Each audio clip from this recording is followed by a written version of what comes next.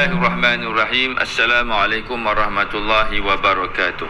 Allahumma salli ala sayyidina Muhammad wa ala ali sayyidina Muhammad. Saudara pendengar yang dikasihi sekalian, kita sambung lagi bicara kita dan muhasabah kita berkenaan dengan tajuk jika benar diriku beriman. Dan pada hari ini kita telah sampai pada hari yang ketiga, di mana sebelum ini kita telah bicarakan berkenaan dengan tajuk berkata-kata yang baik ataupun lebih baik berdiam, dan juga berkenaan dengan topik memuliakan jiran. Pada hari ini kita akan berbincang sedikit berkenaan dengan topik kita, iaitu memuliakan tetamu. Ini adalah 3 perkara yang dianjurkan oleh baginda Nabi SAW selepas daripada baginda mengulang-ulang sebutan sabdaannya itu, yang bermaksud barang siapa yang benar-benar beriman kepada Allah dan hari akhirat, maka Rasulullah SAW menggabung jalinkan ketiga-tiga anjuran perbuatan ini selepas daripada peringatan kepada umat baginda SAW mengenai keimanan kepada Allah dan hari akhirat. Ini bermakna ketiga-tiga perbuatan ini yang merujuk kepada adabiyah ataupun yang merujuk kepada sifat-sifat mahmudah, ia adalah menjadi indikator kita akan keimanan kita kepada Allah Subhanahu wa taala. Telah saya sebutkan sebelum ini bahawa bila mana baginda sallallahu alaihi wasallam menyebutkan beriman kepada Allah, itu adalah permulaan pengabdian kita kepadanya. Dan bila baginda menyebutkan keimanan kepada hari akhirat, itu adalah menunjukkan kepada kemuncak kenikmatan yang kita dambakan, iaitu kesejahteraan dan keamanan kehidupan di akhirat, di syurga menanti, kerana di syurga itulah tempatnya pertemuan kita dengan baginda Nabi SAW. Ini juga bermakna motivasi kita untuk berkata-kata yang baik, motivasi kita untuk sentiasa memuliakan jiran, dan motivasi kita untuk sentiasa memuliakan tetamu, semuanya itu haruslah dengan motivasi keimanan kepada Allah Subhanahu wa taala. Dan dalam dimensi yang lain dapat kita fahami bahawa iman itu sebenarnya membuahkan adab. Iman itu sebenarnya membuahkan adab. Jika tidak beradab, itu bermaksud tiadalah keimanan, yakni tiada sempurna keimanan kita kepada Allah Subhanahu wa taala. Dan seterusnya dapat kita fahami bahawa perihalan keimanan itu bukan semata-mata perbincangan untuk kefahaman, tetapi perihalan keimanan itu hendaklah sehingga dapat melahirkan adabiah Muhammadiyah, sifat-sifat mahmudah dalam kita menghabiskan sisa waktu dan kehidupan kita di dunia yang sementara ini. Maka kita teruskan bicara kita berkenaan dengan perihalan memuliakan tetamu. Mudah-mudahan Allah berkati semua kita. Allahumma salli ala sayyidina Muhammad salatan taj'aluna biha min ahli ilmi zahiran wa batina wa tahsyuruna bi'ibadika salihin fi dunyana wa ukhrana wa ala alihi wa sahbihi wa barik wa sallim. Memuliakan tetamu merupakan akhlak ataupun pedoman ataupun perlakuan dan juga perbuatan yang menjadi sunnah para anbiya secara umumnya. Bila mana kita merujuk kepada perlakuan para anbiya, pastinya yakni perlakuan para anbiya dari sudut memuliakan tetamu, maka pastinya kita akan mengingati kembali kisah bagaimana Nabi Ibrahim alaihissalam memuliakan tetamunya, iaitu yang Allah Ta'ala catatkan, yang tercatat dalam lembaran Al-Quran dalam surah Hud ayat 69 hingga 73, dan juga dalam surah Al-Zariyat ayat 24 sehingga 27. Maka saudara pendengar sekalian boleh merujuknya kembali selepas ini.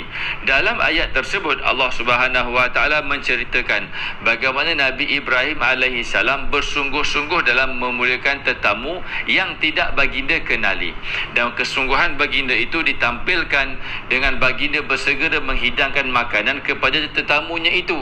Dan apabila melihat tetamunya itu tidak menyentuh makanan, maka baginda mendekatkan makanannya itu dalam sebahagian penghuraian daripada kitab-kitab yang kita rujuk, baginda mendekatkan hidangannya itu kepada tetamunya supaya tetamu itu tidak berasa segan dan malu untuk mengambil makanan yang dihidangkan. Tetapi apabila melihatkan tetamu itu tetap tidak menjamah makanan yang dihidangkan, maka barulah tetamu itu menyatakan bahawa sebenarnya mereka adalah malaikat yang ingin memberikan kabar kepada Nabi Ibrahim alaihissalam bahawa baginda akan beroleh zuriat dan kisah yang seterusnya.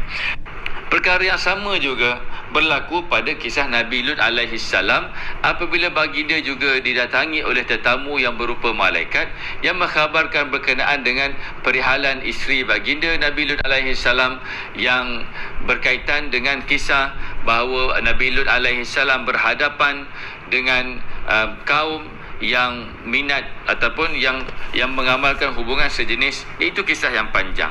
Yang poinnya yang kita ingin ketengahkan di sini adalah berkenaan dengan Nabi Ibrahim dan Nabi Lut memuliakan tetamu walaupun tetamu tersebut tidaklah mereka kenali. Seterusnya kita boleh lihat juga kisah Nabi Ismail alaihissalam.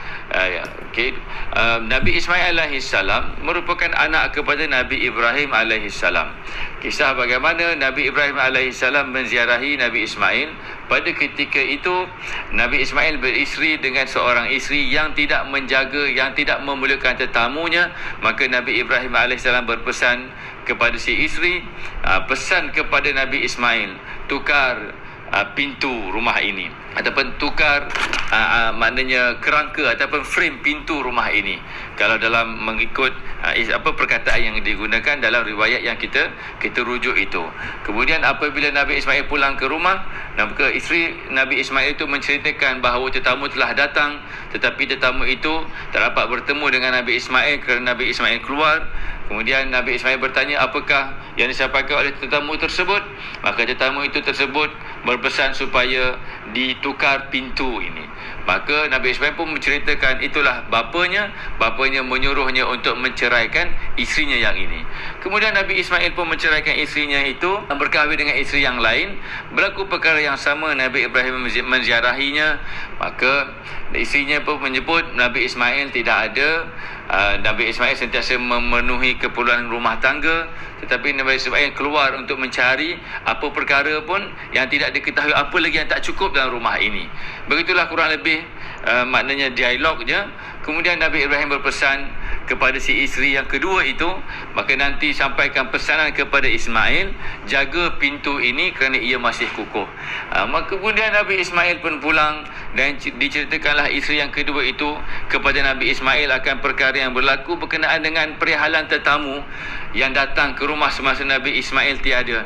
Maka Nabi Ismail pun berkata itulah Nabi Ibrahim bapanya berpesan untuk maknanya dia kekal dengan isterinya yang kedua ini. Itu adalah menjadi antara kisah yang menunjukkan bahawa para anbiya itu sentiasa memuliakan tetamu dan para anbiya itu sentiasa berpesan untuk memuliakan tetamu, dan pesan-pesan ini sampailah kepada baginda Nabi SAW, dan baginda Nabi juga amat menitik beratkan berkenaan dengan perihalan memuliakan tetamu, sehingga baginda SAW juga bersabda, inna lidhaifika alaika haqqa, sesungguhnya untuk tetamu kamu sekalian ke atas kamu ada hak mereka. Bermaksud Nabi SAW berpesan berkenaan dengan hak-hak tetamu ke atas kita. Jadi apabila kita menerima tetamu, maka kita harus memuliakan tetamu yang datang ke rumah kita. Tidak semestinya tetamu tersebut kita kenali. Bahkan tetamu yang tidak kita kenali juga harus kita muliakan. Makan bersama mereka, tidak membiarkan mereka makan seorang diri sehingga mungkin menyebabkan tetamu kita itu malu sendirian. Dan tentang berkisah makan bersama ini, ingin kita sentuh berkenaan dengan kisah Abi Darda yang pada satu ketika berpuasa telah didatangi ataupun telah diziarahi oleh sahabat Nabi SAW, iaitu Salman radhiyallahu anhum ajma'in. Kemudian Abu Darda menghidangkan Salman akan hidangan sebagai memuliakannya. Salman berkata, aku tidak akan makan sehingga engkau makan. Dalam catatan yang kita baca itu tidak dinyatakan bahawa sama ada Salman radhiyallahu anhu mengetahui bahawa Abu Darda itu berpuasa ataupun tidak. Yang dicatatkan adalah Salman radhiyallahu anhu berkata, aku tidak akan makan selagi engkau tidak makan bersama. Maka akhirnya Abu Darda berbuka puasa untuk makan bersama-sama dengan Sayyidina Salman lantaran memuliakan Salman sebagai tetamunya. Dalam sorotan para fuqaha pula, mereka berbincang berkenaan dengan apakah hukum memuliakan tetamu. Ada yang menyatakan bahawa hukumnya adalah sunat muakkad, dan ada juga pendapat yang mengatakan bahawa hukumnya adalah wajib untuk sehari semalam. Ini adalah perbahasan yang panjang. Dalam hadis Nabi SAW dinyatakan bahawa keperluan yang paling mendesak untuk kita memuliakan tetamu adalah dalam tempoh sehari semalam. Kemudian seboleh mungkin untuk kita terus memuliakannya, terus melayaninya adalah sehingga 3 hari 3 malam. Dan selepas daripada itu diperkirakan sedekah. Kalau kita mampu melayaninya, maka kita layani. Kalau kita tidak mampu, maka tidak menjadi apa-apa kesalahan bagi diri kita. Maka namun pada masa yang sama, baginda Nabi SAW juga berpesan kepada si tetamu, kalau melihat tuan rumah itu ada halangan ataupun ada kesukaran untuk menerimanya sebagai tetamu, maka sepatutnya si tetamu itu memahami dan beredar daripada rumah tersebut.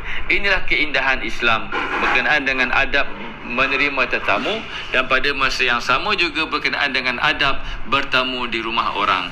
Maka mudah-mudahan kita semua Allah mudahkan untuk menjadi hamba Allah dan umat Rasulullah SAW yang sentiasa menjaga adab bagi membuktikan kebenaran dan kesungguhan kita untuk beriman kepada Allah Subhanahu wa taala. Mudah-mudahan kita sejahtera di hari akhirat, insya-Allah. Wassalamualaikum warahmatullahi wabarakatuh.